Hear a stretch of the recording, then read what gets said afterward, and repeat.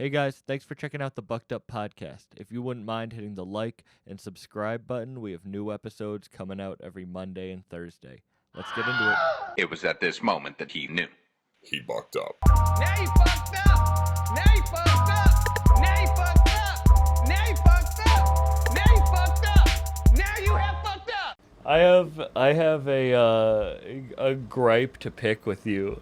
About what? It's nothing. It's so stupid, but it is funny. I forget when. It could have been even when we first met at Boston Calling, but you said some shit that you were like, I don't think a podcast could ever get someone popping. Or something along those lines. And I don't believe I would say that because clearly niggas were lit from a podcast at that time. But I don't think a podcast would get me popping. Nah. You don't think? Okay, that. But also, I must have just taken it personal. I will say this, man. Like, kudos to you guys that do podcasts, man. Because, like, just shout out to you. You're better than me. I'll wait. Like 45, I'll start a podcast. If everything else doesn't work, if all my other dreams fail, then I'll start a podcast. Because God forbid I start a podcast and then I realize I actually want to act.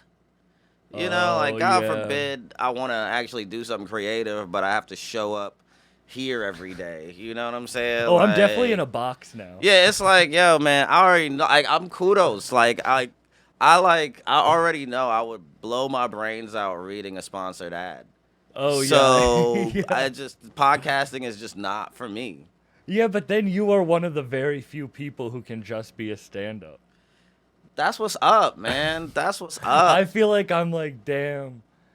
Like, I'm not that far into stand-up, and I got cool stuff doing stand-up. No, you know what it is? Comfortable. I'm just being comfortable, bro. Like, I'm not rich. I'm not poor.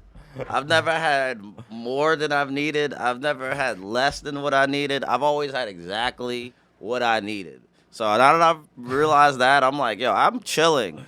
Now I know why you listen to Larry June. Yeah, I'm chilling, bro. Chill. Like, yeah, Damn. I'm chilling. I'm not like, yeah, I'm not, yeah, I like disappearing, bro. I like Is that just who shit. you are? I think I have to figure that out. But Okay. Yeah, that's me, yeah. I'm so anxious that I'm like, what's the next thing? What's the next thing? I need to do the next thing. I can't stop doing the next thing. I'm like that. I want to do the next thing, but I want the next thing to be, like, I want it to be dope. Like, I realized, you know, I could run around and do everybody else's thing, and then I just realized, take your time. And that shit worked. Dude, you're going to fucking LA tomorrow to film some shit for Netflix. Yeah, it's just going to be fire. Congratulations. Thank you, man. Thank you. I do need to learn your calmness, though. You have a good energy Shrooms, of just man. like... Shrooms. A good shaman dose, you know? See, the DMT, do you ever do DMT? No, I've never done DMT. DMT gave me that, but I feel like I've lost the knowledge I got from my first DMT experience. They say that. They say that's like your critical mind. Mm-hmm. They say, like, you can see what it is, and then you'll still be like, but nah.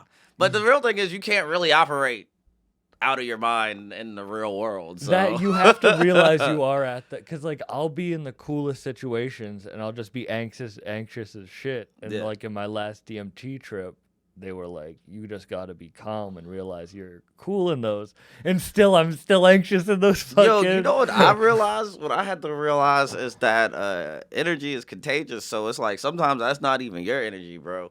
Sometimes everybody in the room is just anxious and scared, and like that shit is just bouncing off on you, because it's like before you walked in the room you weren't anxious or scared or anything, and then somehow that's the vibe now. Sometimes that's just the vibe, and people don't even realize that's the vibe. Actually, I do think you're right, because it's like no matter who I'm sitting down across from in a podcast, I feel in that moment, and this is, trust me, this isn't like equal to them because it's in a conversation. Like, of course, everyone I've talked to has more accolades than me, but to have a conversation, I can't be nervous. Yeah. But then in other situations, maybe with those same people, I'd be so anxious, and it's because like, you don't know how important your conversation is in that room. Yeah. And you're like, yo, I want to talk to you, but it's like it's like 50 people here. Like, how could I actually have a conversation with you when I don't know you? Dude, it's true. Like, with the and I hate to, but like with Conway, like, we got such a personal, like, he cried on the podcast. Like, we Damn. got emotional. Like, it was 3 a.m. We got emotional.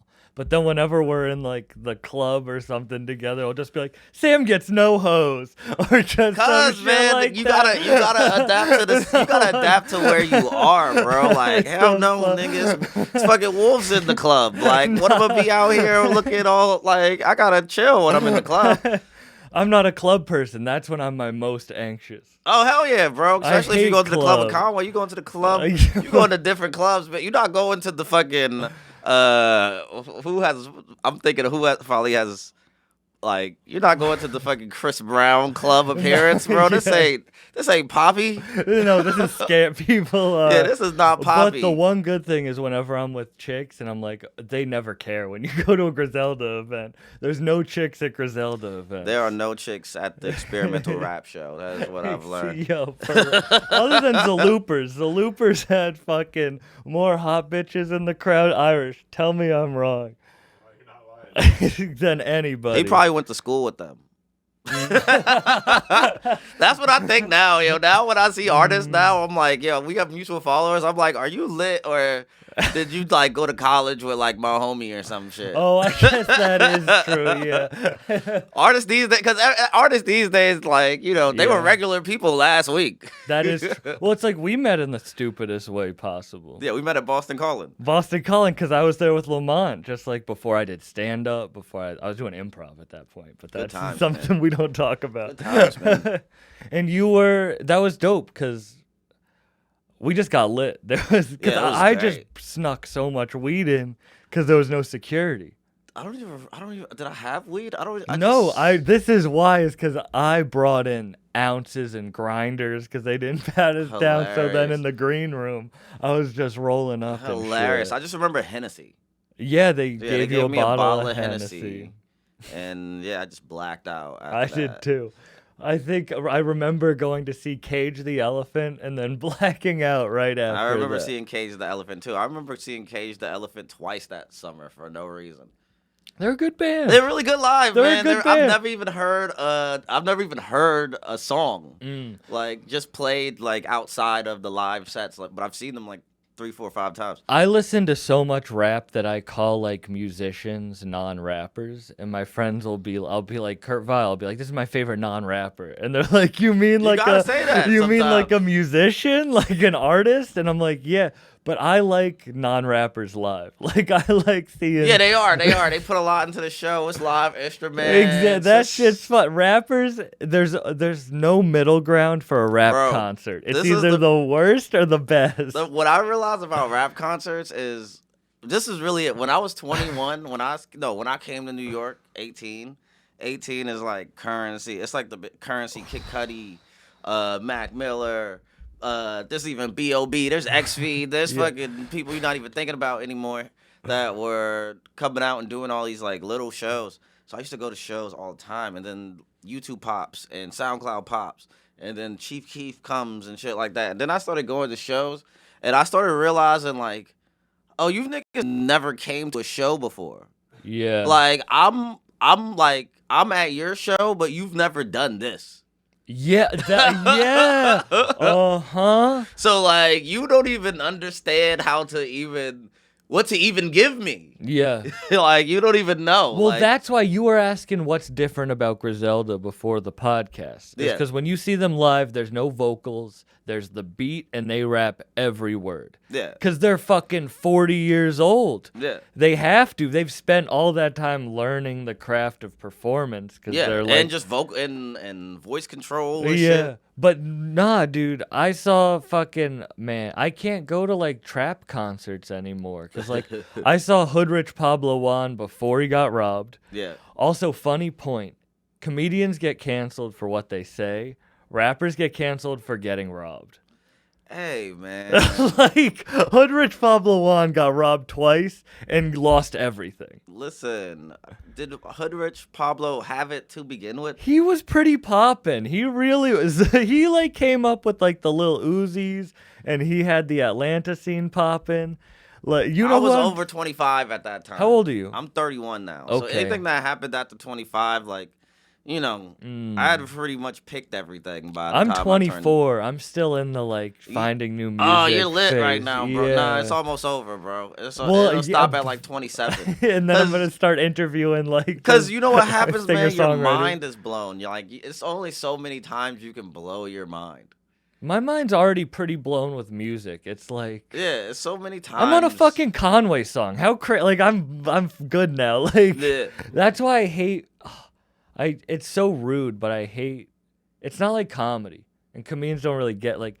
People send me so much music, wanting me to listen to their music, and it's like. I don't even want to like. I have to find music by God chance. That's like Exactly. That's exactly how I like music. I like finding music by chance, by proximity, by this shit's somebody else is playing it, and I'm like, what is this? Or someone I really trust is telling me to listen to an artist because shit is crazy these days in the streets, man. Where'd you said you moved to New York when you were 18? Born in New York, raised in South Carolina. Okay. When'd you move to South Carolina? When I was like 3. Oh, so you don't really remember that shit. What?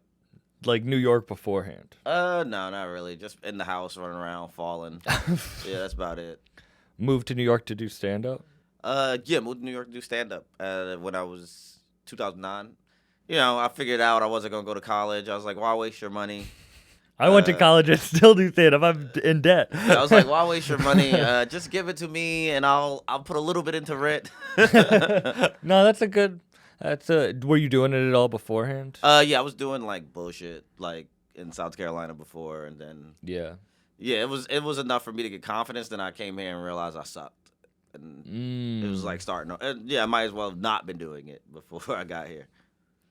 Was it your cult like spiritual shit like comedy? You're like fucking. Ego was saying that he pushed away comedy. He didn't even want to be a comedian, and that was something I like thought heavy about because like I feel like I was told I had to be a comedian, like by the universe, not by any single person.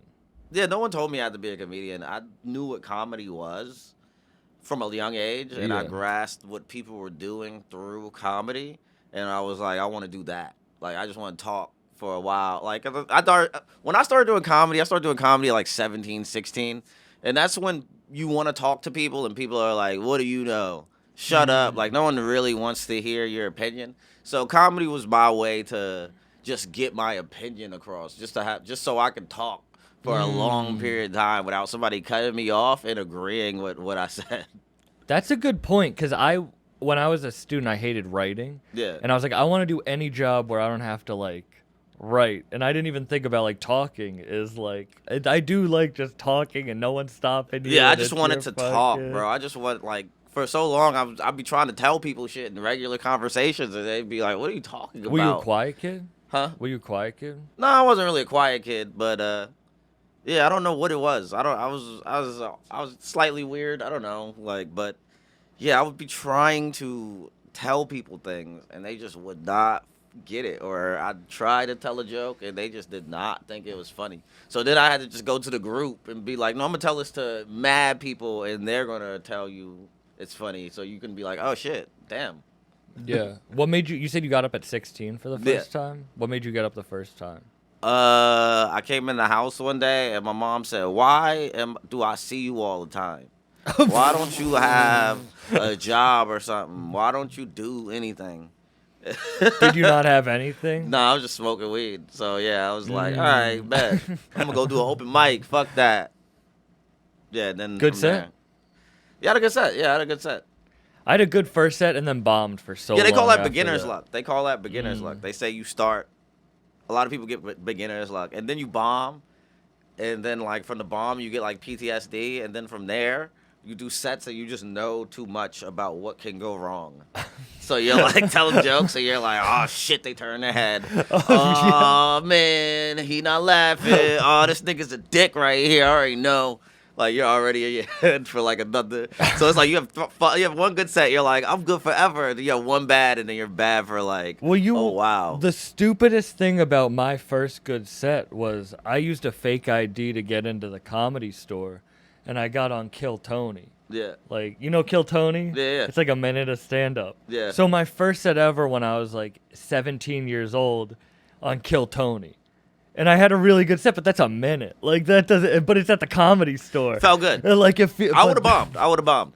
I did it again in the main room, like 6 months later, used a fake ID to get in, bombed so bad. Yeah. And then I just didn't do comedy for like another year, and I kept doing improv. How was that? Horrible. He was like, yo, I was the funniest dude in improv, bro. I was too dark. I was the only person with jokes. Stand-ups aren't good at improv because it's too dark. Also, I don't know. I just like revealing personal information. Yeah, I guess. Like improvs, you create like scenes. Stand-ups, like, let me show you some weird shit. True. Improv for me, I'm like, yo, the crowds are too nice. Oh, but you act and shit, so you must have done improv. No, or I never did something. improv. I know how to improv. I know yes and.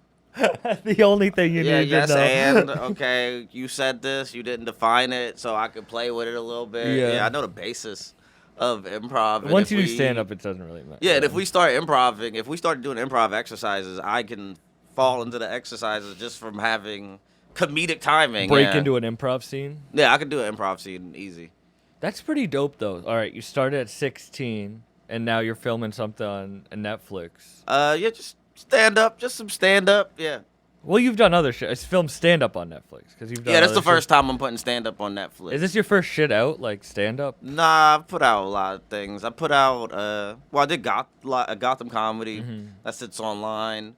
Then I did All Def Comedy for HBO. That shit was the dopest. All Def Oh, Comedy I actually was nice. okay, yeah, I did. See They took that, it yeah. down, you know. Russell Simmons got Me Too'd, unfortunately. And they took your yeah, shit that's what down. I hate. You got Me Too. Listen, You guys, got it's Me not Too'd. everyone gets affected, okay? Everyone is fucked up in the end, guys. Everyone hurts. Everyone feels it. You okay? got Me Too'd by It's not an Russell. isolated incident, okay? Damn. They couldn't yeah. have just like photoshopped like They took the shit off. Tig Notaro's face onto HBO his. Max. It comes. HBO Max becomes like nobody had HBO Go. Yeah. Everybody has HBO Max. Are they And they still- take it off. I don't know the difference Heartbreaking. between any of that shit.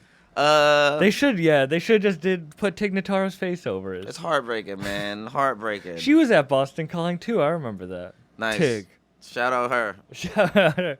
You see, they did that in that movie. What? Some zombie movie Chris D'Elia was in, and they photoshopped her over Chris D'Elia and reshot the whole movie when he got canceled. Are you dead ass? I swear to God, I'm not. I swear to God. White people crazy. Isn't That's what's up, yo. Isn't White that people shit crazy. wild? What movie is this? Some zombie movie. Zombie. I think it was like Army of Darkness. It's like the one where they're in Vegas. They're Yeah, trying it to was break into like a vault or some something, and there's walking Evil Dead. That's what's up. Shout out to them, man. I bet that movie is great. I bet it. No, yo, yeah, that shit.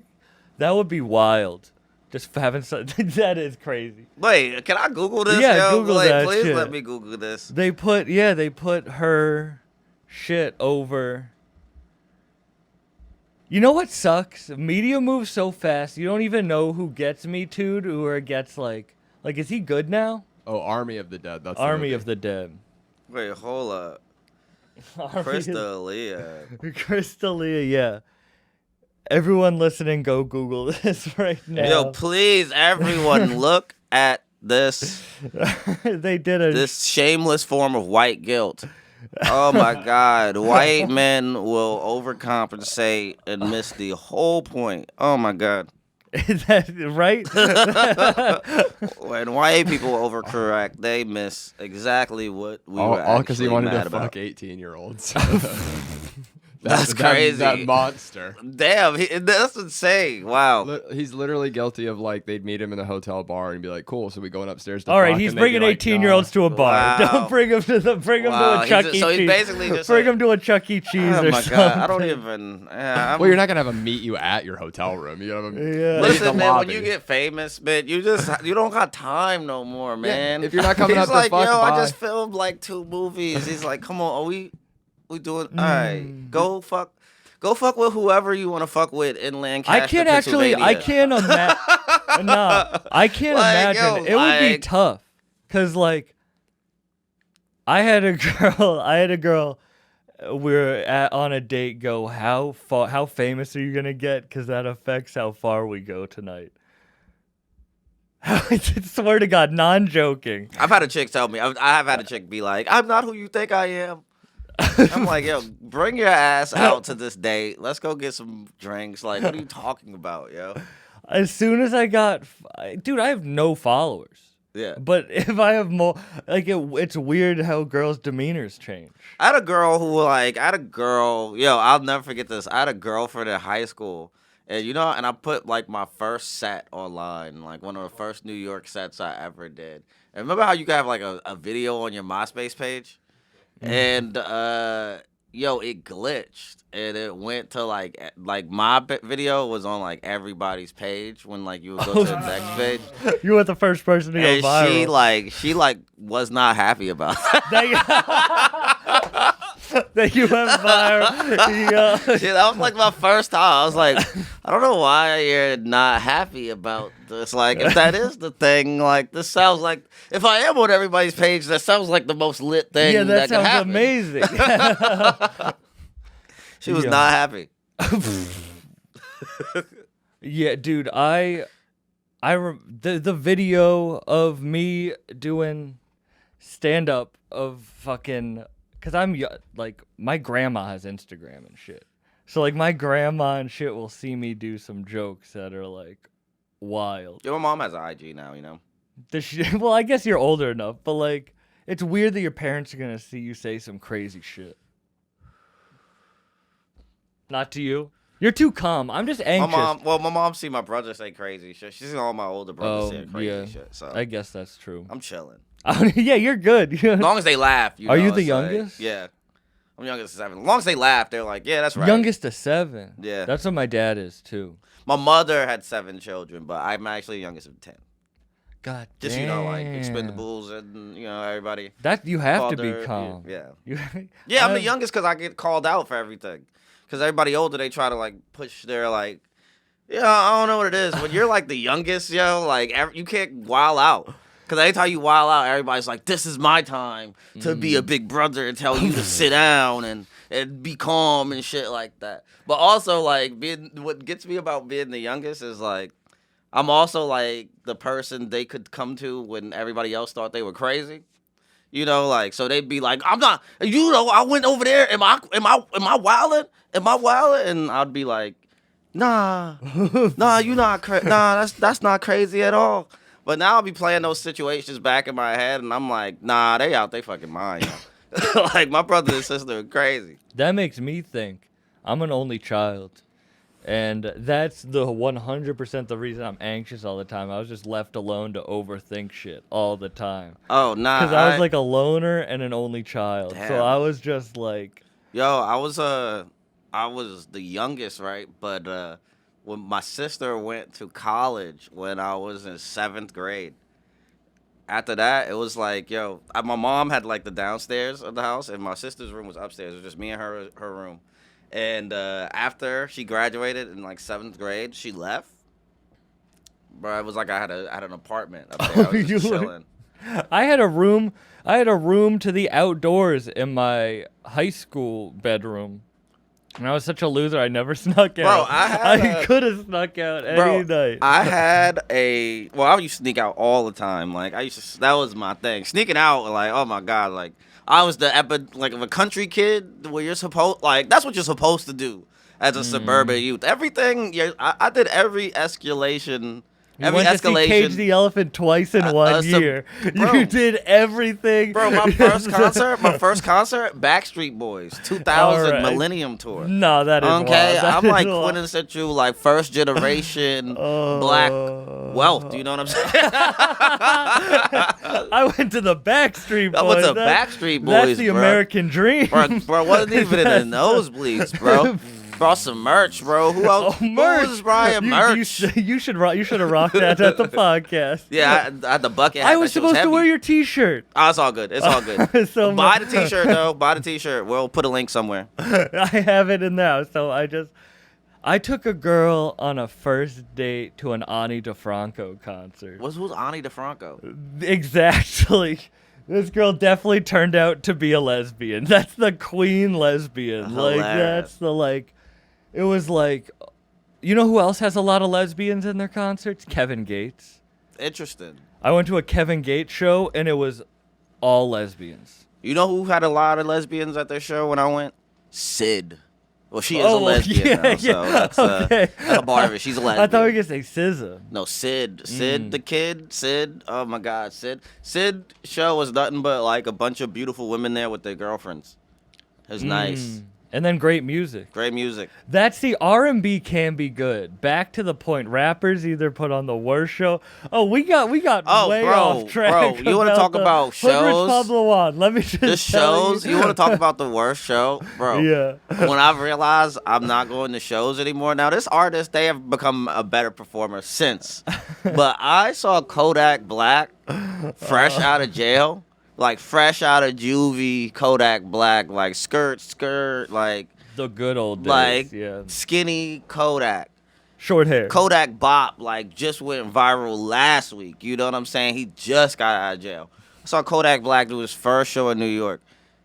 That nigga was so bad, I thought he ruined his career. Oh, Like, I thought, because that before that, you know, like, it was before, like, streaming and everything Yeah. mattered and the internet, where it was like, oh, most of the people who enjoy you will probably never even come to a show. Yeah. So, yeah, a lot of things don't matter at all. But that's the pop.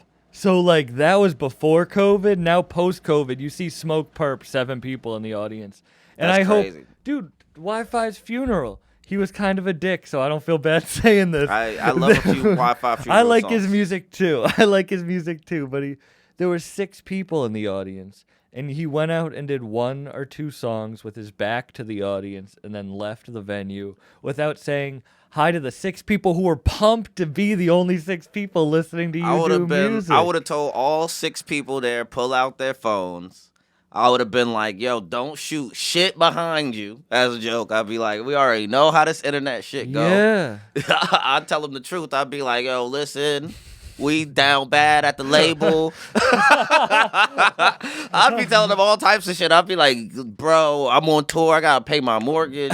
My mom's sick, bro. Like, listen, we got to make this shit look lit so I can sell out the next day. And actually, if you got a cousin in that state, I'll make sure he get in the show. Like, I would have been doing fire marketing. Nah, dude, I saw, but that's what separates. Like, I saw Mozzie, and there was probably like 12 people in the audience, and he put on one of the best shows I've ever seen because he Fire. was like, nah, I'll show out for the people. When who was really this? want."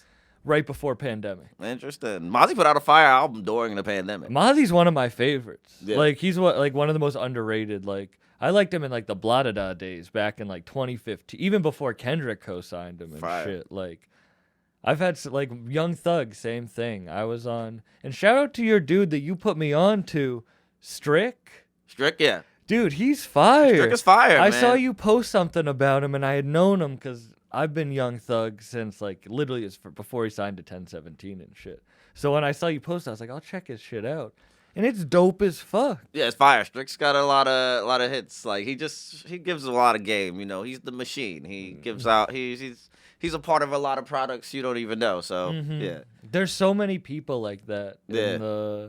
It's like the comedian's comedian. it's like just behind the the scenes, man. When you're yeah. around, you could just give some game. I know so many people like that. Yeah, dude, the music, comedy. What I realized being like hanging out and being more in the rap world is comedy does not get as much respect as an art form. No, comedy, yo, this is comedy. This is all comedy needs, right? This is the only thing comedy needs. This is the only thing comedy needs. We just need respect for being on stage. Comedy is the only art form where you don't get respect for just being there. Like, if you went to your niece's play and you knew everybody at this play sucked, you know what I'm saying? You knew everybody here, they're not trained. They're talking to the gym teacher to go to work with this play. You would still sit there and be like, I can't say shit while this play is on. Yeah. I can't ruin this play. Yeah. I can't ruin this train wreck of a play. But for some reason, comedy just does not have that. Why do you think? I don't know. You think it's because it's talking. So Yeah. It seems easy. Yes.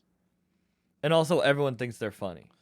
I don't know what it is, man. Yeah. Everybody thinks they're funny, but I don't know I have what it this is. theory, though, that comedians, maybe I'm wrong, but like people who are funny don't need to be comedians. Comedians like have to like prove that they're funny, so that's why they do so much to prove it. Like, Nah. like the hardest rappers, the hardest people don't need to be rappers. No. Because the rappers have to prove how hard they are through their art form, the same way comedians have to prove how funny they are through their art form. I wouldn't think so. I don't. When I listen to a rapper, I'm not really trying to see how hard you are. I'm trying to see like how smart you are, really. And I feel that way with some rappers, but with like Wes or like Griselda, that thing, it is like, what's the craziest, hardest shit we can say? Interesting. Fucking When I listen to them, I'm Derringer thinking- compared to RZA, I'm compared to dudes that'll stab you in the face with a pair of scissors. Like, Yeah, like that's what I'm. shit's That's what I that think of when I shit's think just of them. hard. I think of wordplay more than like the hardest thing. I think of them going to say some like. But then They're gonna put Conway- some good references. They're gonna make me go look up a movie I wasn't even thinking about watching. Well, that's you know what I'm so- saying? They're yeah. gonna make me go look up a car model. Like I'm gonna learn like I'm gonna learn like two actors that I wasn't even thinking about. Like yeah, when I look at them, like I'm taking all the culture shit, and I'm taking the samples. I'm going back to listening to what they're rapping over. So yeah, I'm not really thinking about like, yo, do these niggas need to be the hardest? I'm like, are you niggas like? I don't think they're trying to be the hard, but that's what like Conway got. Half his face is paralyzed from a bullet in the head. Yeah. And then if you listen to his newest album, God Don't Make Mistakes, which I don't know if you have it. No, you should. It's really good, but it's all about depression. Yeah. Like it's all about like. But that's what I want to hear you rap That's what I about. want to hear about too. But I do feel like there's a reason that like you can't tell me rappers don't try to be hard. Yeah, man, because that just goes back to being comfortable, man. Yeah. No, That but just goes back to being comfortable. and comedians, that's why like I don't super try to be funny on this podcast because it's like I don't want to. That's not me trying to be funny. Like Yeah. that's me. Like comedy's the art, and So I'm you don't not, like funny niggas. You see a funny nigga, you like, get the I fuck love- out of here. I love it, but that's see not a funny, me. you see like, so if a dude's funny and he's like in shape, you like, yo, get this funny athlete you just nigga called, out that of was here. the wildest way Get to this call funny me fat. get this That's funny the athletic wildest- nigga. I do love that you. No, I'm saying like as a short nigga, as a short nigga, I know what we're on. Like, nothing of you were like, and athletic. I know you hate. You were like, you hate funny I'm people. small, like, I'm You small, hate like, funny I know we're, people like- and athletic No, people. we're not like if you hate funny niggas, then that means you gotta hate. I If don't you hate hate- anybody that does anything No, that you not want to at do, all. like, you Not gotta- at all. I don't hate it, but It's not that you hate it. It's just like, yo, it's too close to the mirror. You know what I'm saying? It's like niggas like he get laughs. He be like, yo, bitch, I'm funny. Like, I don't. No, I think that I get inspiration from that. Word. Cause before, like I was in the pursuit of it, I would get mad, Okay. and I think that's what goes back to why I think people in the audience will heckle or get mad at a comedian is because they're not doing their shit, and in real time you're watching someone do their shit and interact with you, like. Yeah. Yeah, it is like that. I always say that. When I wasn't pushing, I'd get mad at people who were pushing. Yes. But now that I'm pushing, I get inspired by people who are pushing. Yeah, that makes sense. I've never heard it like that, but yeah, I could definitely see that. Like, you inspire me heavy. It's an honor to sit down with you. It's cool that, like, we've got to hang out before, but, like, from when we met at Boston Calling to, like, because, like, quietly I see everything you do, and it's awesome. And, like, you inspire me because now I'm like, You out here, oh, man. dope. Yeah, you're out here. But I appreciate that. And you were always cool, and you were always, like, very, I appreciate that about you. Like, you always had good energy. Yo, you cannot be a dick to anybody outside because anybody could do anything. Anybody could do anything. So you don't want to, like, wherever someone is right now, like 3 weeks, 3 months, 3 years. They could be anywhere, you know. So it's like you don't ever really want to. Like some people are like, "How do you do it?" I'm like, "Yo, I just smile and nod. Like I don't want anything from people." I feel like that, and I feel like that's where a lot of my relationships or like how I establish friendships with people is like like sometimes you meet people and they're feeling you out, or like they're like, "Oh, you got the whatever, so now we can hang because you got you know what a whatever is." So where it's like I come around and just try to I want to meet somebody 3 times before I know you're my friend. And then in those 3 times, that's like not needing anything from each other, but like let's still smoke weed, let's still get drunk, let's still tell a story, or let's just fucking realize we got mutual friends, and you know, Yeah. yeah, that's how I grow friendships. I'm not the dude that meets someone and immediately is like, "This my homie," but I meet people and I'm like, "Oh shit, nice to meet you, nice to see you again." Oh shit, bro. Yeah. Cause yeah, if people are doing shit, they'll be brought back together. Like, I always say, I think I was just saying this story, but like, Sam J, I met when I was like 16 because I couldn't get into a club. It was when she was like I couldn't get into a club because I wasn't 21, so my dad came and like bought her a beer after a show, and we just like met from there. Is And this now straight it's Sam J? No, nope. This Okay, was still gay Sam Still J. okay, but like no ponytail Sam No J. I never Okay. saw her with the ponytail. She was opening up for Wyatt Cenac at Johnny. Oh, she already made it. But she was like a local Boston person. Yeah. And it was just, most of my idols that I've met and I have been cool. Yeah, man, they're regular people. If you meet them Most in the right people are, situations, yeah. If you meet people in the right situations, you'll be good. And even if you don't, like, I feel like now you know so much about the inner workings that you could be like, oh, it's just, they're a dick, but yeah, they were also on tour. They ain't slept. You know, you have way more context of the actual work that's going on that a lot of people don't understand when they run up on somebody. Like, they're like, yo, this nigga's getting run up on all the time. He don't have the energy for every fucking body. No, 100, dude, 100%. Like, the first time anyone ever asked a picture with me because they like listened to my shit, I was tripping sack. Yeah. And he was just kept saying information about me, and it was like really weird, and I didn't want him Yeah, to you were like, too high. You were just I'm like, too what have I high. done with my life? Legit. How so much I'm of like, myself am I giving away? I didn't want him. This is so stupid. I didn't want him to like, for me to like him to think I hated him, but I wanted him to like stop talking. So I just gave him a hug, and then he never posted the picture. Okay. I think I lost a That's fan. a good defense mechanism. Just hug a stranger. I would have just been like, bro, I'm high as shit right now. Yeah. Please. Like, I would have probably just told her. Like, I'm an honest guy, man. If you catch me in the streets fucked up, I'll be like, bro, I'm fucked up right now. Can, like, we do this another time? Yeah. I used to not be that guy. I used to be the... That's me, right? Yeah. That. Okay, so you're like... And in your head, you're just spiraling. You're like, all right, how long is this going to go? Now I'll just be like, hey, man, I got to make a call real quick, man. I'm the king of getting out of stuff now. I know how to bounce. I am the same way. I hate being in conversations I don't want to be in. You know what I learned? This is what I did for like years. I was a poster. I would go places and I would post up. And then I started making laps through places, man. Oh. Like, once you meet people, make laps, bro. No, I'm a pacer. What I I just found walk out- around the whole event. What I found out is be at that event an hour, be at the event all night. Same difference. If everyone who needs to see you sees you, like you did your job, and and then you leaving, it even more like I saw him, but what did he like? Yeah, I Irish goodbye everything. Yeah, I'm that guy. I'll never say goodbye. I'll just walk out, and they'll be like, "Oh, I must have missed him on the way out." When I'm like sneaking out the door. Yeah, I'm that guy. I'm the guy who's like, see my people, get out the way. Keeps me in good spirits with everyone. Yeah, you can't, and people. Oh, also you can't act wild at events. Like going back to just everyone's normal. It's like you can't. I don't know.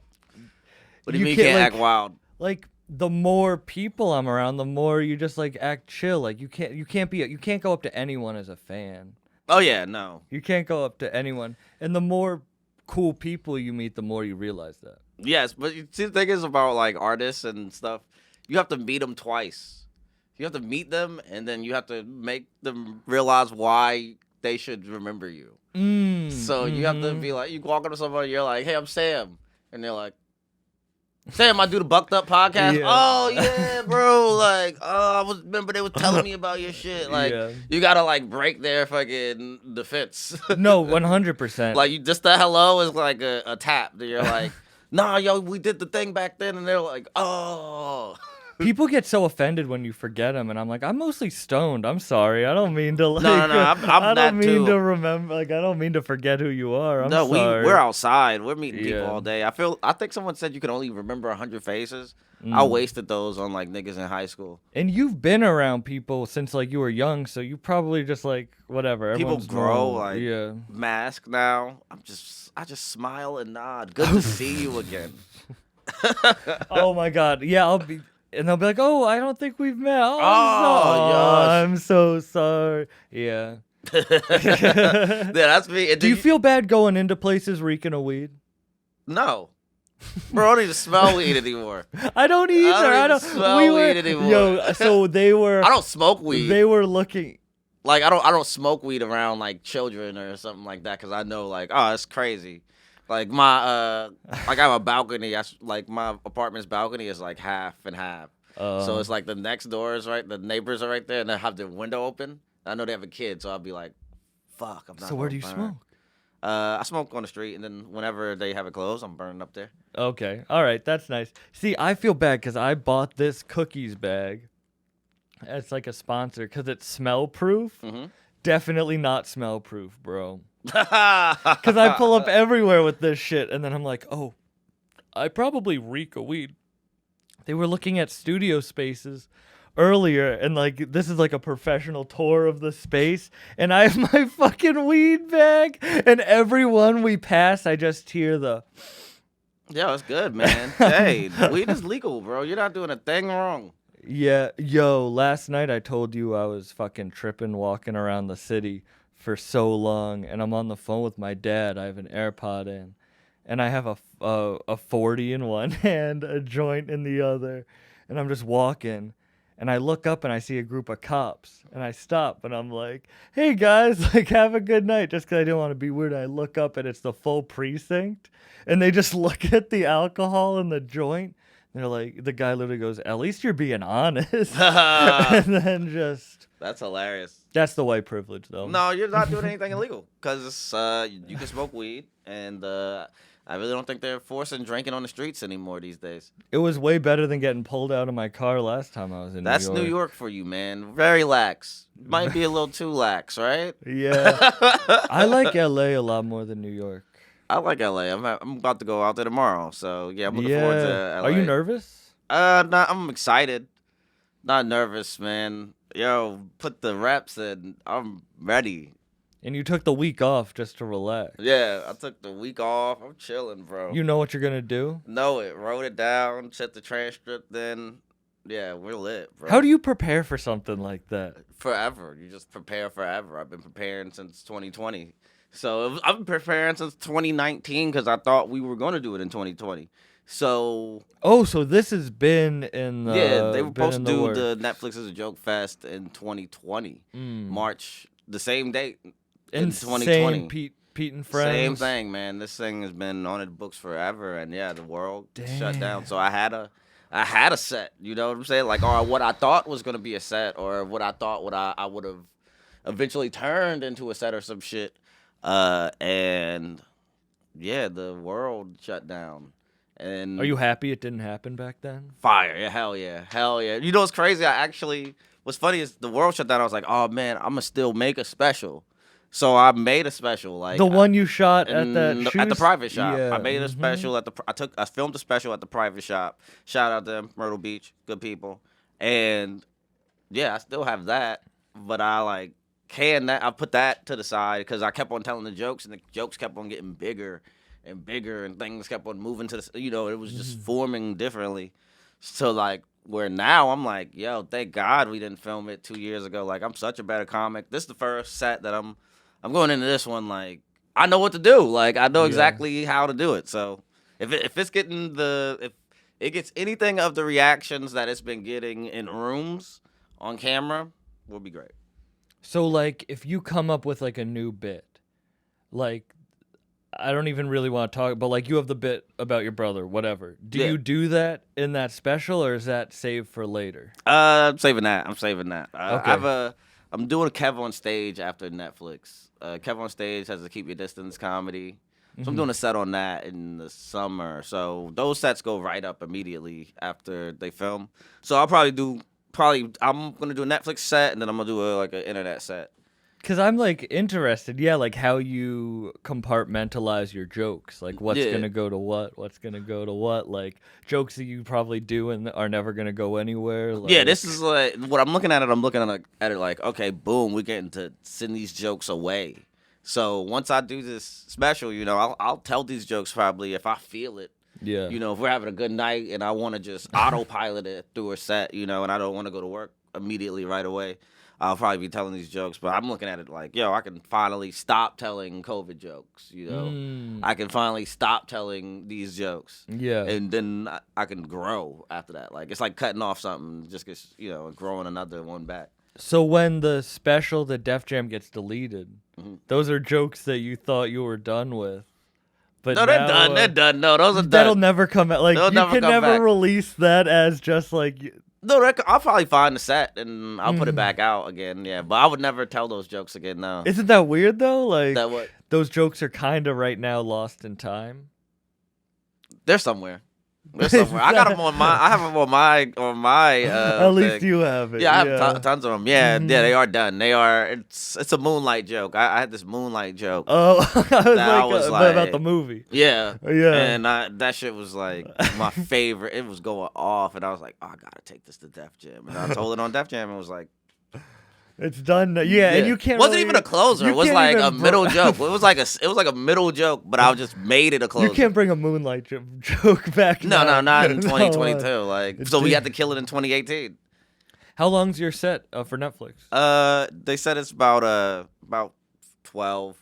Okay. So yeah, I'm gonna do I'm doing 12. I'm probably gonna end up doing like 15 to be honest. Yeah. I'm not rushing. That's my thing. I waited for all this time. I'm not rushing myself. I'm telling every joke I wanted to fucking tell. Yeah, and you're very like not slow on stage in a bad way, but you like take your time. Oh, we're gonna so build it. It's that's built probably and, that's like, so nerve-wracking for a 12-minute set. What? Like, I don't know.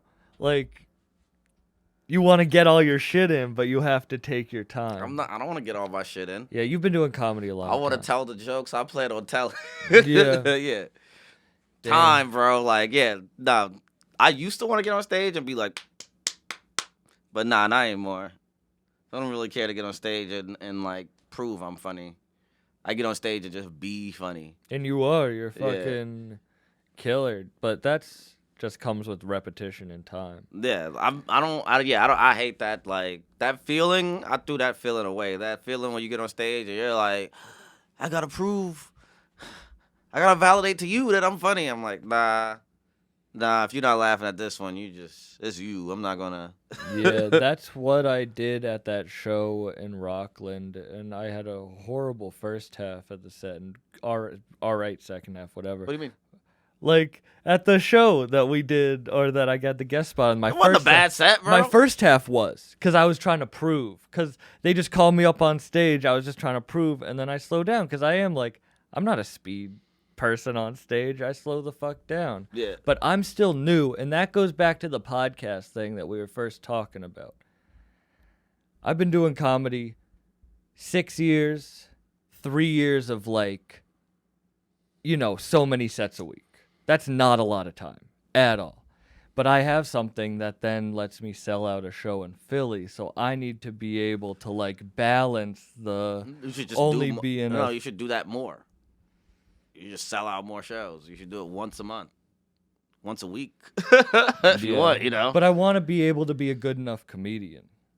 You Because could- I care about. I'd give up everything. But for you could do that comedy. hosting. You could And do I that. did host. I never booked myself as a headliner because Yeah. I'm not a headliner. But I'm I saying just host- hosting and wanting to get it tight, then you can do it. Yeah, but it just takes time. And I know that. But it is weird getting something that takes you farther than comedy, because you see comedians that can't live up to the expectations that they're given. Yeah. I've seen that. I also see comedians who can't get people in the door. So yeah, Grass is always greener on the other side, right? it's half and half. Yeah. Were you ever an anxious person? Like, how do you deal with your anxiety? You are so calm. I'm anxious, man. Like, I just overthink, overanalyze. I'm anxious, everything. but I don't fuck with things I don't like, bro. So I don't put myself into a lot of things I don't like. I don't. Yeah, like sometimes, man. Like when people complaining, what I've realized is complaining and worrying.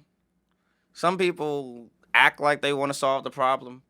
Some people want to act like they want to solve all the problems. But actually, like complaining and worrying is like their hobby, you know? Because if that got taken away, what would they do with that time? It's not like they're going to go read a book in that time. It's not like they're going to go fucking start a healthy habit in that spare time, you know? So, I started realizing, so I stopped hanging around people with high anxiety. And then, just chilling, man. I just realized shit was lit, bro. Like, I worked real hard, and, like, I was broke. I was never poor, but I was broke. And I'm in a place right now where I'm like, oh, okay, it's not that bad, man. You know what? That's true, because I actually am good, and I'm happy with everything other than the being broke part. Yeah.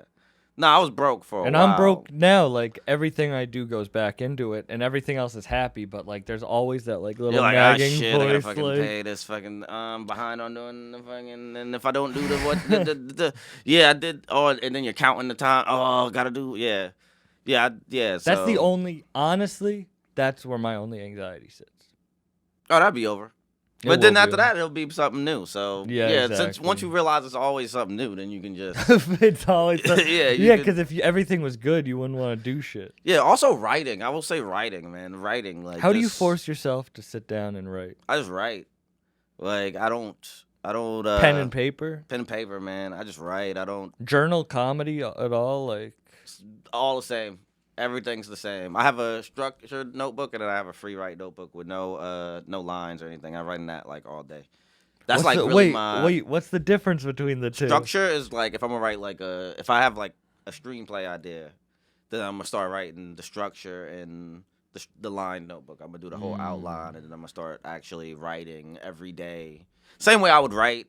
I trick myself into writing when I just buy very small Moleskine notebooks.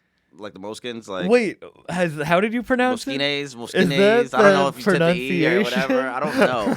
Moleskine. You just sounded fancy saying it, and I was like, "Am I an idiot?" Yeah, I have no idea how you say it. I caught it. I caught the A, but I don't know what it is. But I get those small notebooks, and I just tell myself I'm turning 3 pages a day.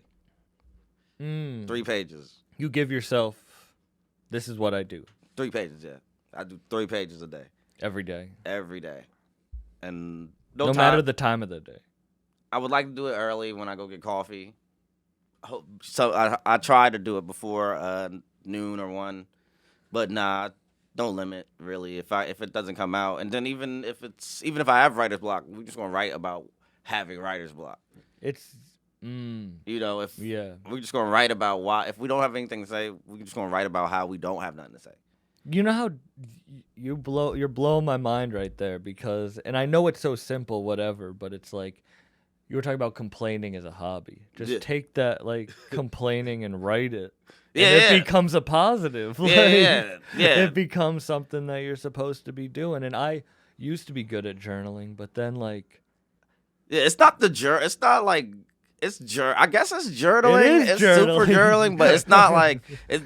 The word has connotations behind it. What really inspired me, Childish Gambino, Donald Glover, in an interview, they asked him, like, hey, man, how do you separate when you're going to write a joke, write a strip, write a rhyme? And he was like, I don't. And I was like, like, oh, shit. Like, that makes so much sense. Like, just make sure it's all there. That's damn. It's true, though, because why would I be like, all right, I'll give this amount of time to this amount of time to writing about this, when it just all comes together? Nah, I just wake up every day. You write screenplays and shit? Yeah. Getting there. You're going to hear about it soon, man. We got some shit cooking, bruh. Really? Yeah, we're going to try to get some shit cooking. We got some shit Oh. cooking. That's cool though. Do you feel like, how do you feel about people who are like, damn, like they don't do, would you always do stand up or would you go and do like other things? Like, I'm out of here, yo. You're I'm done, bro. Let me get the opportunity to like. I've been a stand up for 10 years. I've been a stand up forever, bro. If I can't wait till I sell some shit and it's like, hey Jordan, man, you gotta come to the office every day for the next 12 weeks while we do this shit, and then we'll be filming the next whatever, and then after all, and in the meantime, if you want, you can go tell jokes, or if you want to do it, like, I can't wait till that. Like, that's what I'm Why? trying to get to. Like, Are you sick of it? no, I'm not sick of it. It's just time to do new things. It's like, and then I want to do it. I want to be on the road, and I want to be performing the way I want to perform. And it's a difference between showcasing and, like, when you go see Chappelle has like a leeway because they know Chappelle. They know his voice already. So he can kind of just come out and fall into what he wants to talk about. I want to get that. Like, yeah, I'm trying to do the proper things to get that. Yeah, because you don't have to prove yourself. They already know who you are. Yeah, we're here to just talk about what's happening. Yeah. And you have to, like, I feel like you're pretty good at just doing your own thing, though, and, like, being yourself. Like, not competition with, like, you feel like you're just, like, your shit is your Chilling, shit. bro. Chilling. Yeah. We're chilling. We're trying to get it right. Because it's like, yeah, like, you'll spend so much time looking at these niggas over here. And then the list will come out at the end of the year, and it'll be some niggas way over here. You'll be like, bro, I spent all my time clocking these niggas. Yeah, and I was talking about this. Like, I want to be the worst person on my team. Oh, yeah, easily. Like, I want everyone around me, I want to be better than me, do better. Like, I want to be the worst person because then I have to hold myself to a higher standard. Because when you're the best person, you're just like, I'm chill here. I'm good. I don't know. Is that when you're the best? Do you just think that you're killing shit like that? I think you can become complacent. Okay. I think I'm like, I want to stay. I do like this level. This year, I was just like, yeah, I'm very happy I'm not like famous. Because I can just lay low. I can go outside. No one sees me. No one's asking me You don't about have anything. aspirations for that? I do. If the work goes right, well, that shit'll happen. But with that being said, I need to cherish this time right now that I'm riding the train and chilling. Yeah, I do feel that, but I don't know why. I just feel like it could be a self-hate, but I just have like a hunger that I need. It's like an itch that I always need to scratch. Yo, I scratched so many itches, bro. Scratched so many itches. Like, did scratch so many itches. Yeah, my 20, like you said, you're 24? Mm-hmm. Yeah, nigga, I'm 31. I had a great 20s. I spent my 20s in New York and LA. I was on a TV show. I was fucking bitches. We were traveling. You know what I'm saying? Like, I'm chilling, bro. I'm not a nigga that looks back on my 20s like, man, if I had done whatever, we'd be living like whatever. The reason I'm in the position I'm in, like, why shit ain't as lit as it could possibly be is because a pandemic came through. And I had to sit down. I couldn't go on the road forever, you know? Like, I had to take a year and some change off, so. Yeah. Knowing and then, that but you also were like, damn, I'm glad that Netflix shit didn't happen beforehand. It taught a nigga patience, and yeah, I went to South Carolina in the pandemic, bro. I wasn't You weren't around. patient before that? I was patient, but I think that shit taught me a whole new level of patience. Cause just going back to screenplays, I wrote my first I was writing screenplays and pitching shit and getting told no, and that's the process of, you know, just Hollywood. And but I finally wrote something I really was like, oh, this is the shit. And then I like sent it out and the world shut down. And then I went to South Carolina. And I was just chilling in South Carolina, not around anybody, just my mom every day. I was talking to my girl at the time. And I wasn't concerned about anything, and I was just waking up and writing. And then in the middle of that, I was getting like generals, you know, when people started doing Zoom meetings and shit. I would get the general call, and I'd get on the general just like, ask a nigga trying to say he did some work today. And then I get on, and they're like, so we read your script. And I'm like, oh, shit. Like, oh, wow. And, yeah, it's still in those, like, it's still happening right now. So like that, even when the world shut down, it taught me like, oh shit, the shit that I still wanted to happen is still gonna come through. Yeah. So yeah, it just gave me more patience. And the thing about the like wanting to complain, because you realize like shit always happens like the day after you want to give up. Like Yeah. if you can make it past that one day, because like anything big happens, like if you're like, no, I'm just gonna stay inside today, or like, no, I'm not gonna send. Yeah, I that realized, you know what email," happened? like- I'll be going outside and I go to wrong places. Sometimes you could go to wrong places when you go outside. So if you go to wrong places when you go outside, you'll just be too in your head. But if you go to right places and you see the right people, they'll remind you who you are. How do you differentiate? I have a girlfriend now, so I'm just like chilling a little bit better. Like before, I don't know. I was just alone. Like I was just in the streets alone. I was just trying to get into some shit. So yeah, Pulling around. yeah. So I was just like, of course, I was set up for some fucking, the wackest vibes. Or do you? You really the like all right, now I get it. You're like 30. You're like, I did the shit I needed to do. Now you can kind of like settle and start building like life around it. Yes. Life around the art instead of Yes. just like the art. Yeah. Because I look at like hooking up or whatever as like taken away from my like work. You look at hooking up as taken away from your work? Yeah. Interesting. I looked at hooking up as like, what's crazy? When I was out, I looked at it as life. I looked at everything. I looked at the whole experience of this as work. Like, I realized, like, oh, shit. Because once things started, like, especially once I became a full-time comic, I was like, oh, fuck. How old were you when you became a full-time comic? I was full-time comic probably since I was, like, 23. Okay. Full-time, 23, yeah. I had jobs before. Like, I worked at, like, Macy's. I was a production assistant. Like, I had a bunch of jobs. But around, like, 23, got unemployment for the first time. I got unemployment for the first time, and then all my friends were graduating. So I had to see them online graduating. And I was like, or they were getting out the army and they were buying a house. So I was like, fuck, man, I got to trade. Did you think you were going to go to the army? No. Oh, I was about to say, you in the army No, would be hilarious. No. But nah, I just saw everybody reaping the benefits of their last 4 years. Mm-hmm. And I was like, nah, I gotta get some money now. And that like kicked my hustle up, and that's when I became a full-time comic. But once I became a full-time comic, it was like, oh shit.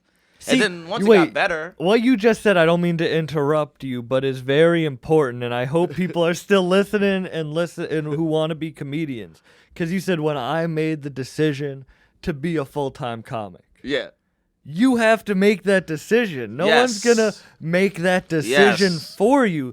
I got a little bit of unemployment, didn't have to have a job, and then I realized it was running out, and I was like, I have to figure out ways to make money, and I haven't had a real job since. I'm a fucking full-time podcaster and comedian because I made that choice. No one was like, you're a comedian now. You got hired. And you know what you realize at that time, if you're really about it, you're like, I have nothing to do for 12 hours. I could definitely hop on this bus and go get this fucking 300, 400, however. It don't Yeah. even matter the number because I'm not doing shit right now. Like, And I don't everyone- have a job. Like, Exactly. I can't say it's beneath me because I'm the bottom. Like, People don't realize that, like, you can put 40 hours into anything. yeah. Like, that's not Oh, that yeah. many hours. Like, in It's the not, amount of bro. hours in the week, if you put 40 hours into anything, it's going to become your Bro, full-time you can go on the job. road, come back, people wouldn't even know. How did you make that decision at 23? Like, what was, like, you were like, I'm just going to start, hitting the road, messaging random clubs and Yep. shit? Like, Yep. At that point, I knew that like I said, South Carolina. I was doing comedy in South Carolina before that, so doing the open mics and going back every holiday and hitting and them seeing me growing and stuff like that. I knew there was like, I know there's a scene. I know y'all are getting shows and y'all are, do a comedy night and someone's coming through and getting fucking $300 a night and you're doing it once a month. Like, just make it be me. yeah. And so that's when I started doing shit like that. So I just You just started- sent out emails and shit. I just hit the people that I knew, and then I would just Hit go the back to people South. you- I was keep on going. I was in New York doing spots, so I was hosting shows and shit like that. But then I would go to South Carolina and run around there and get like a stack, from doing the bar shows, being home, not having to, pay for anything at my mom's place, and then come back up like, $2,000 up. Now I can just actually run around till that ran out. I'm 20. You don't need. No, that's what you I'm. don't need much when you're that age. I'm you know? listening to you talk, and I'm thinking about because like I live at home, and I come and I stay in hotels when I go, or I'll sleep on their couch and like Yeah. be able to create this, and then it's like, why don't, as you said, you could have a show like that every week, every month. Yeah. But I'm such like when I need But also, bro, I'm telling you what you should be doing. no, I hate when know. people do that. So, but no, I like, need you to. I'm happy because we have hung enough times now, and I do like you inspire me enough that like I'm hearing what you're saying, and I'm like, why aren't I like? This is gonna sound this is gonna sound like a dick, but it's. I hope I inspire everyone to do this. I'm very lucky to have an audience. How far I am into comedy at my age. Why don't I use that to get booked to make money to then grow it? Like, Yes. I don't email shit. I just hope people reach out to me for spots. Yes. And then the one time I did, I sell out a show in Philly. Yes. Like the other time I did, I sell out a show in Brooklyn. Yes, so, but Like- it's like doing the places where people can come. You just same way with everything, marketing, capture it. Like I'm bro. dumb as fuck. Like I'm dumb You're like, as oh fuck. shit, I could just be. Oh Like yeah. I literally could just reach out to people because I have Bro. people who will come out and support me. Once I Like, realized, like, we were doing shows forever. Me and Reg would do a Productively Stove forever. Free show, $5 show, $10, like forever. Just like marking it up. We realized like once we like realized like oh, they give us money with no matter what we say. Like we just have to set our price, bro. $25. You can't come like you know what I'm saying? Like yeah. a ticket. And you guys have grown that to like Make a merch. How much? $40. We selling the shirt for $40. Nothing Bro. Like, yeah. It's like set your price and then just do it. Yeah. Look at fucking. You're right. And look at what happened. You did that $5 shows, free shows, to then selling out the stand, having crazy shows. I mean, Yeah. I remember the show I went to see, like CP, Eagle, like you guys, like. Those are just friends, man. I know, like, but I'm you not- guys have. That was the one I went. But you guys every week have a crazy, or every. It's time once you- a month. Once a month, Yeah, have a people crazy like. lineup. Yeah, the lineups are going off, man. We just really try to make it just fun, like you said. The stand. We do that show at the stand. We're not at the stand every night. You know what I'm saying? Yeah. We're not on the house shows at the stand. You know. But you still sell out downstairs. Exactly. So Which you're just doing your own thing independent, which other people might be like, well, maybe we shouldn't. But you're just keep pushing. But yo, there's way more hustlers. Like New York is the home of the hustler because it's like You have to. it's a lot of dudes running the shows that are just getting it right now. How did you and Reg create Product? How did you guys meet? Like, because shout out Reg. Shout out Thomas, Reg. He's been on the podcast. Shout out Reg. Productively Stone started at Karma. This comic named Victor Plikov had a room at And you and Reg knew each other before that? I did not know Reg before that. This comic named Victor had the Karma room. Shout out Victor. Hits me up all the time. I definitely need to hit you back more. He had a room at Karma. It was the only room you could smoke in, and I wanted to do a show there, and I could not. I called all the time. I could never get in touch with the bookers, and I just went to him and was like, "Yo, man, I got an idea for a show. Would you want to like I have an idea for your show that's going on. Like, can we just do a show once in your time called Productively Stone?" And me and Victor Plikov, he was the first co-host of the thing because it was his room. And then he moved to L.A. and he blessed me with the room. And then I met Reg through going to Fat Baby all the time. And Reg came on as the co-host. And it was easy just because it was like, yo, once a month we got a spot that we know we can do. This one we're not doing this many shows. We're not doing weekend shows. We got a spot once a month where we know like, it's Saturday. Yeah. And back then we used to just run a marathon show. So it was like we book one person. We already know everybody wants a spot on a Saturday. And after, 10, when we close, the spot turns into a club. So it's like people are just coming just to fucking have something to do. And then I started getting spots, but Reg is still like, a newer comic. Now he's got a room where, he's putting people up. So and then I moved to LA and I just left it, and it was Productly Stone was him. He became synonymous with Productly Stone. A lot of people don't even know that like it's my show. Or Yeah, because he has anything the these days. podcast. Yeah, like that I did, but it's like like he's kept it alive. Reg just kept it alive like longer than like it like Reg just kept it a thing. So shout out to Reg for that. So yeah, it's just And you do guys that. are hilarious together. Yeah, and we would do it East Coast, West Coast, and this year has been the first year where we got to do it like solidly just us. Like not one show. Well, I think it was 1 or 2 shows where we missed one of us had to host without the other one. But this is like the first year where it's just been us tag teaming. We cut the shit down. There were like 4 comics. Like it's lit. That's so much better when you just have a bunch of killers. Yeah, instead of just like because I remember the shows was just like Yeah. Gavin was on there. Yeah, it was a killer Yeah, show. now we just try to make it tight. Now we know like in, out, how to fucking talk shit. That's funny. Us, you go tell jokes in between. Like that shit is nice and It was cool because I got to see you headline in Connecticut. Like, was that like your first weekend Back- post-pandemic? yeah.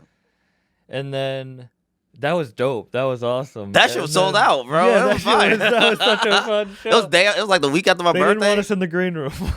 Yeah. You remember the manager, Oh yeah, bro? because of COVID. He was like, "Oh yeah, it's COVID." It's too And then it many." was cool seeing Reg headline the show last week. I don't know if he ever told you about the show we did in Buffalo, the Nah. shit show, bro. He came up to Buffalo. You remember that, Irish? At some weed festival. And literally it was a rap show, and in the middle of the rap show, they were just like, yeah, you have an hour to fill with comedy. And so it was maybe 100 weed vendors, everyone buying bud while we're trying to do comedy. Like, Reg killed that shit. Hilarious. There were like Griselda members there. That shit was such a funny show. Fire. Yeah. I think I remember seeing that shit. It looked wild. And he told me you had him up there. So Yeah, but we stayed at the Red Roof Inn, which I can never stay Oh in my another God. Red Roof Inn. a red roof. A Red Roof Inn. I never really stayed on the road before this past year. Oh, so now you're I'm bougie. learning. Now you're like, now oh. I'm learning what hotels I can. I'm like, and can't. yeah, you can't go under. Dude, after to be the- honest, you really can't go under a Comfort Inn. Comfort Inn. Comfort Inn is the bottom. Wait, where's La Quinta on there? Look, Quinta might be right next door. Right next door. No, that is the bottom. Like you can't. That's the bottom, right Dude, there. after interviewing Con, I had a Red Roof Inn, shit in the toilet unflushed. Yo, I had to now. I'm definitely like the guy. I get a definitely mid hotel room. I need a. Oh, mid. I thought you were I need gonna a be bougie. mid. I thought don't you were gonna need be a- like, don't I need a super- suite. I don't need a super bougie hotel, but I definitely need to be in a decent hotel, and I have no problem like investing. Like I get it now. Yeah. I get it. Yeah, because you got the hotel and didn't even stay the night.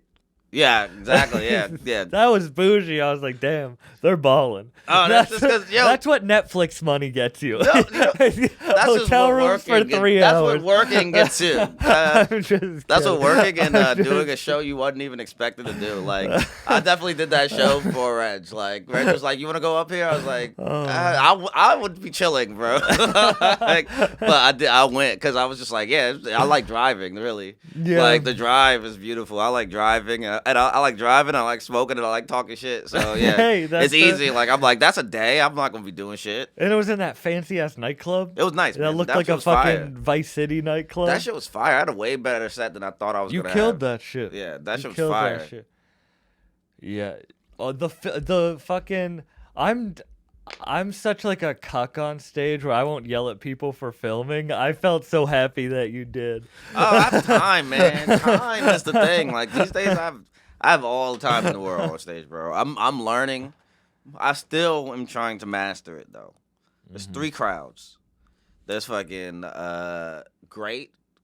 Like you go up there, it's great. It's like okay, it's amazing. Autopilot. We just gonna murder this motherfucker. It's okay, but we can get some shit out. We can work on something. And then it's like these people don't want to hear jokes at all. They just want to be fucked with. And I need to like. I'm still trying to figure it out because, yeah, I'm getting better at talking to people. But some shows I realize like I talk to people and I'm like, oh, that's all they wanted. Like, why did I even try to tell a joke? You still want to figure it out, but you also want to take a step back from stand up. What?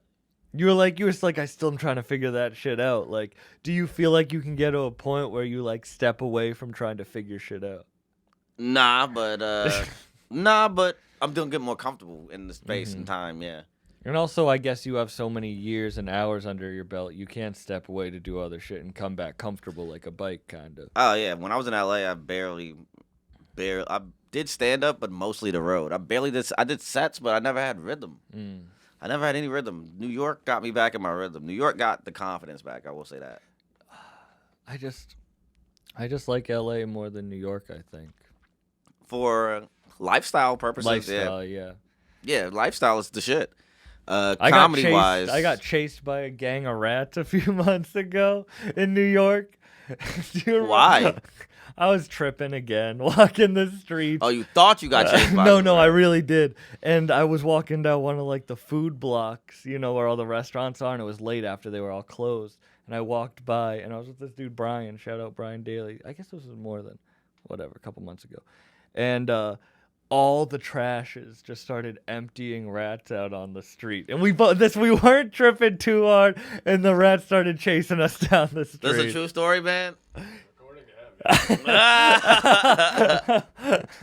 Yeah, I hate rats, bro. I definitely do hate them. Nah.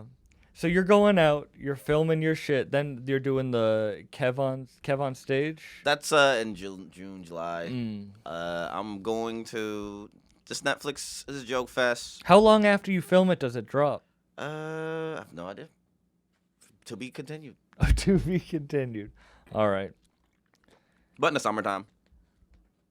Last question. Best concert you ever went to? We were talking about shitty concerts. Best rap concert. Best rap concert, man. Yo. I can only give one? You can give a couple. Okay. I could say the best show. Best show. Okay, I saw Lil Wayne, I Am Music Tour, 2009, like January 2009. I'm in high school. I haven't even graduated yet. January 2009, very specific time.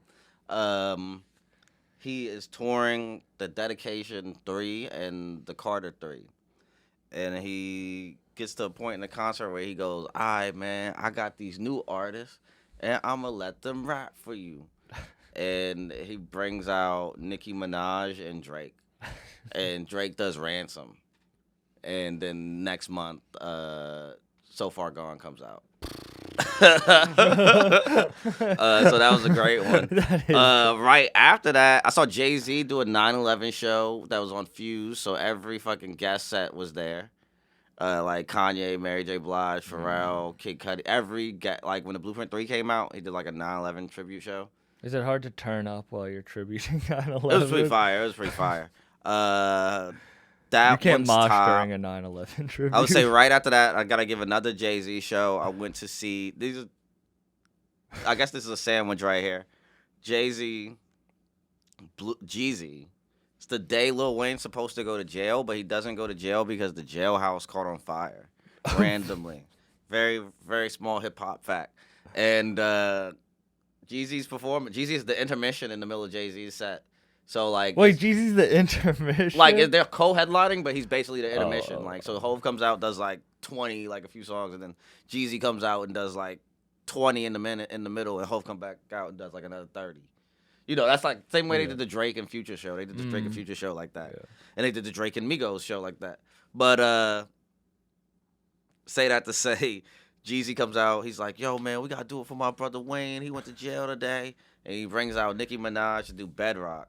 And then he's like, yo, I got one for him too. And he does I'm Going In, because he has the third verse on I'm Going In. Yeah. And the beat drops, and like all you see is like Wayne walk out center stage in Madison Square Garden the day before he's supposed to go. Like, he's supposed to go to jail next week. Fucking, he doesn't do Madison. He doesn't even come into the city. Lil Wayne doesn't perform in the city because he hates New York because he got arrested here. And like, this is one of the only times he's ever performed Is that in Madison real? Square Garden. Yeah. And fucking that place went through they went so insane, bro, that if if someone else, if Wayne would have did another song, Jay-Z couldn't come back. Like, they were so hyped that if Wayne did another song, like, It would have been over. it would have been like, over. they would have been like, "Ho, what are you doing here?" That's how crazy it was. Damn. Other great shows. Other great shows. That joke, the thing you were telling me about T.I.'s great joke, that shit, that's what reminds me of. What? Him being like, DJ, drop whatever. And then he's like, you wish I would rap. Wish. You- wish. Yeah, exactly. That's how Wayne was. He was like, "You wish I'd do another one. You wish I would You do wish another-" I'd do another one." I saw. What's another good show? I see a lot of shows, man. I seen Our Future when they were OFW GKTA, jumping off second floor balconies. I saw Travis Scott and Young Thug rodeo at Webster Hall Late Ooh, Show. okay. I saw Travis Scott open up for Juicy J, which is such a weird Wow, thing now. wow, Like, that is crazy. I saw Kendrick Lamar open up for Steve Aoki. crazy. That was one of the. I saw Kendrick Lamar, I saw the best Kendrick Lamar show. It was a festival called the Downtown Music Festival in New York. It was a festival that started like after 9 in New York at like a bunch of clubs. And they just had like, you got a wristband and you go to all these shows. You just had to walk downtown, Lower East Side, Chinatown. And it was, I bought the pass for one night because the headliner, it was Earl doing his first show, Earl Sweatshirt doing his first like solo show. Like with Hive and like all the Doors stuff, so he was like debuting that. Yeah. And then the headliners of the night were the Black Hippie Crew. Now I have to say, Absol's the best one. I have to say that sorry, I it just had to was say that. it was not marketed as TDE. It was not marketed as Kendrick Lamar and Friends, yeah. it was marketed as the Black Hippie Crew. And I think because it was marketed as the Black Hippie Crew, a lot of people didn't know what that was. And with that being said, the show did not sell out. Like it wasn't not that it wasn't sold out. It wasn't the most packed show. Mhm. It was in this club downtown, and the way they did it was, J Rock came out, rapped the song. At the end of J Rock's song, his like third song would have Ab Soul on it. So Ab Soul would come out and rap his verse, and then he'd start doing his set. And then like he'd do 2 Ab Soul songs, and his third Ab Soul song would have Schoolboy Q on it. And then Schoolboy Q came out and did like 3 songs. Yeah. And then his third song has Kendrick on it. And then Kendrick came out, and this is like the week after, like this is like 2 weeks after Good Kid, Mad City came out. Oh shit! And it didn't. It wasn't Pat. That's crazy. Ab Soul is still my favorite. It was great. It was great, bro. It was a fire show. TDE is so dope. I saw SZA on her first headlining show ever, with Smino opening, Fire. and that was a dope show. Sir is like one of my favorite R&B singers. Nice. You like Sir? Do you I know? do love Sir. Yeah, I love Sir. And what's his brother's name? I have no idea. D Smoke. Oh, wow, that's his family? Yeah, that's his brother. not know that. Yeah, and he's pretty dope too. I will say another good time in life was when I used to go to like showcase shows. I used to go to showcase shows. Like, I don't even think they even do shit like that anymore, bro. Yeah, they have those. There's this company that does them. I forget what they're called. I used to go to like- showcase shows, bro. CMJ Music Festival, New York, bro. Really? I went to a show. It was one of the greatest shows ever. It was just a showcase. It had OG Mako, Key, Drum came out. God. Drum was up early. Drum did like Cha Cha, and it was like right before Cha Cha Blue. And OT Genesis popped up in the middle and performed Coco. OT's Bro. a great performer. Bro. If we're talking about rappers Bro. who know how to perform, OT Bro, knows how to Busta perform. Rhymes showed up. Like another great part of this concert. Key, Fat Man Key. Shout out, Shout out, Fat Man Key. Was 211. one of my 2-9. 2-9 to that grave dirt. Sorry. Was one of my favorite rapper groups at one time. Key was one of my favorite rappers. Still is one of my favorite rappers. He's so good. He but, just dropped a new project, I think.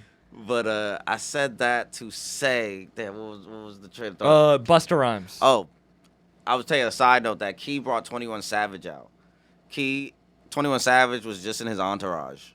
Like, he just mean mugged the crowd the whole time. Like, he was not even rapping. Like, he didn't even have a mixtape out at the time. Like, he just came and looked like the scariest nigga you would ever see in your life. Like, and then that summer, he started rapping. Oh, shit. But OT Genesis comes out with Busta Rhymes, and, like, they're playing Coco. We've never heard Coco before. No one in this room has heard Coco. Every time it gets to, like, baking soda, I got baking soda. Busta Rhymes cuts it off. He's like, y'all don't get it. Y'all don't get it. This is that real shit. This is that da-da-da. And then, like, fucking song starts again. Everyone going crazy. Y'all know. Cut it off. Cut it off. Bro, they brought back Coco, like, 4 times, bro, before that shit played out. And by the time they let it play out, everybody in SOBs was like, I'm in love with the Coco. Baking soda, I got baking soda. Like, yo, it was like the hot. Everyone left the show. Like, we never heard of OT Genesis at all. Didn't know who he was until months later after that. The song didn't even take off till months later. But we're walking to the train. Everybody's walking to the train like, baking soda. Because that song took the fuck over. Yeah. Oh, I saw, this was before any of them blew up. T Grizzly, Young M.A., Damn. 21 Savage, and Young Nudie. And that was just a crazy, because none of them were super big, except for Young M.A. I think it was right when... She was doing Ooh? She was on the Ooh tour? Yeah, that was right when Ooh dropped. Damn. And she headlined that show. Yo, I saw Playboy Cardi and 21 Savage when they were SoundCloud niggas, like, when it was just Red Ops. When he was signed to, like, Father and shit? Yeah, I saw Playboy Cardi open for Father. Because he was part of Awful Records and I saw shit. him open Yeah. for Father. That shit was fire. I saw him open. That was like Playboy Cardi was the last rapper I was ever invested in. Like, you like Whole Lotta Red? I loved Whole Lotta Red. I liked Whole Lotta Red, too. But you know how you see a rapper and you're like, yo, this nigga's about to blow up. Like, this is fire. Like, yeah, that's the last rapper I ever said. It was like, yo, this dude's gonna blow up. And he did. When Fetty dropped with Maxo Cream. Fetty. I love Beef. It was a song called Beef. I don't know what Either Real did. Yeah, I actually been trying to reach out to him to I don't get him know. on. Listen, man, I don't know what happened, guys. Please mend your relationship, guys. Yeah. The fans want to hear Playboy Cardi over awful beats again. Well, that's like, Divine Council. Yeah. When they broke up, that was like, I thought they were going to be the biggest thing, like Silk Money. Yeah. Like when they got that Andre feature off that shit, like honestly, Divine Council, I'm so mad they broke up. Like, damn. Like Playboy Cardi, I saw tripping on mushrooms a couple months ago. Nice. And he didn't rap a single word the whole show. Every 15 seconds he went, caw. The whole shit, every 15 to 30 seconds, he just went caw to every song. Yeah.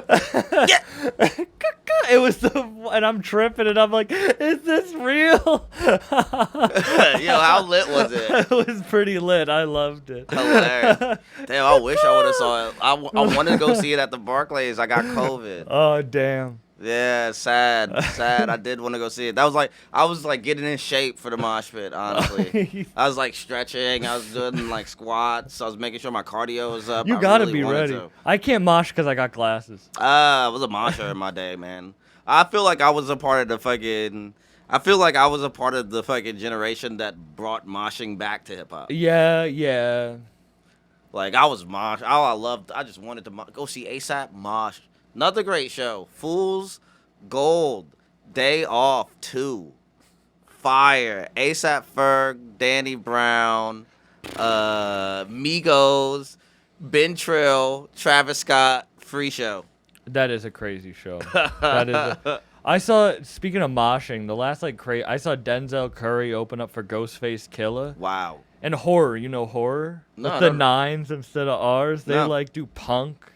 So it was a punk band, and then Denzel Curry. So everyone's just moshing crazy. And then Ghostface comes on, and everyone just, you can't really mosh to Ghostface, you come to but listen. everyone respects No, you listen to that. Ghostface. That's the thing, man. I show, certain rap shows, You listen to them. Like, Yeah. certain show, you go to Playboy Cardi, you go to Playboy Cardi show to lose your mind. Yeah. You go to Griselda show to listen to them niggas. Like, you're like, I want to hear It's a this performance. shit. Like, Yeah. Well, that's like, yeah.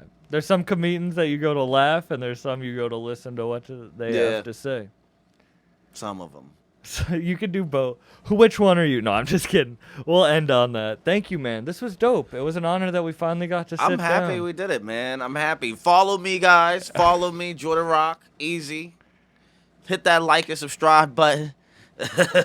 Go out to see Productively Stoned once a month at the Stand Yes, check in the New York City. Yeah, check the Stand's website. We're on there When's your next usually every one? third Wednesday.